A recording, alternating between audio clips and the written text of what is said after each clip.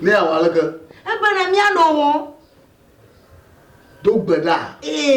Ta le ke. Ta ba ya la femme no ga. Ya bo la do ma yiga. Ta va va ga ba gaton. Gaton ya ma fifi le. Ya va va ga. Ma ji po de dadi.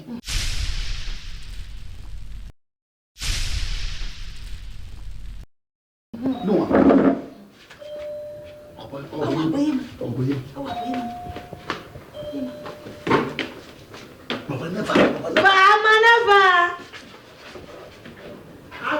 Amala. Oh, dobe. Yang la. Ala mama. Mala pame. Chola. Vano fika mane. Oui. Comment fon mi ara? Oh, nka yang tolo. Dobe chola. Chola. Nyami blo choari. Jimi do poko e ta mo va. Oh, wala jagba. Ashile nchinya pala. Ola mama Georgina mo kolona na ma. Awola adoma le ba mi wade. Mo Georgina mo. Kama gaji mo. Oh. Gane ni pa matan pop. Mano tonye viaji kula. Awola. No vinya nya matan wo gola. Kale tonya dobi. Aya duma. Oui. Doka me gale. Doka me ye gale. Ah? Babeli. Doka me gale. Chu. Ta wo de di ha doya obere. Nyom ple nyom ban benonoma. Manyua. Yo wa be ba wa be ba. Kwa me yo gamo. Ka doka me gale. O ma ple de jore mo. Doka. Doka. Wene! Yama!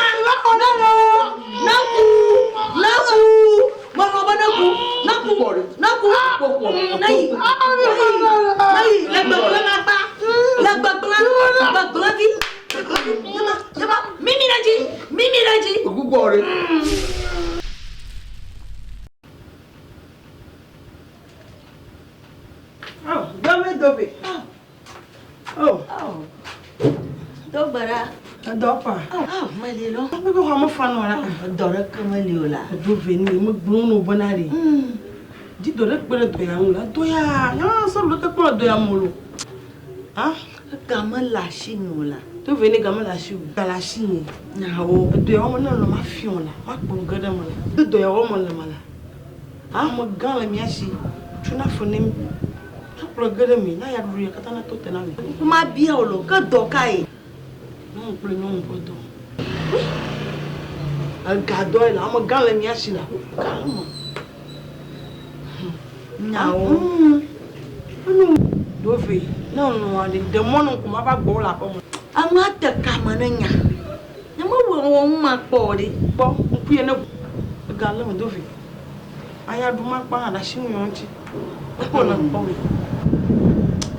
Ada fuvira. Kala kefia. Fifi nyanke jo na demo ma ba ye gbo mo ko yi. La poma. Am gan me na fortune la. Ada shi mo nti na wo jina jemala. Kama ka kpoga mala. Ajo pon vo e. Itu ma ba gbo ba fi on de chale la. Yo. Asia. Ke de ka mo po mata ba ye gbo. O ka yo me. Ma yo. Mala pama. So wanyi no ga. Aji na doma. Doma iga.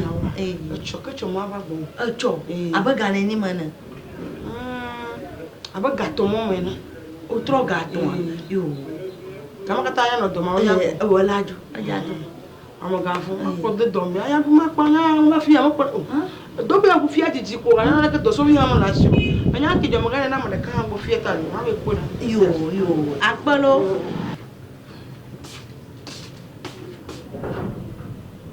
Cho.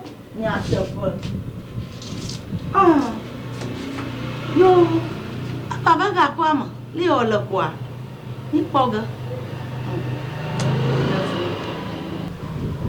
Nyata pa ngong ple ngong. Malapa ma. Ababaga. Nara kama na malapa ma kwa babaga. Aba kware doyo nya kware. Ni oga. Ada fun tolo.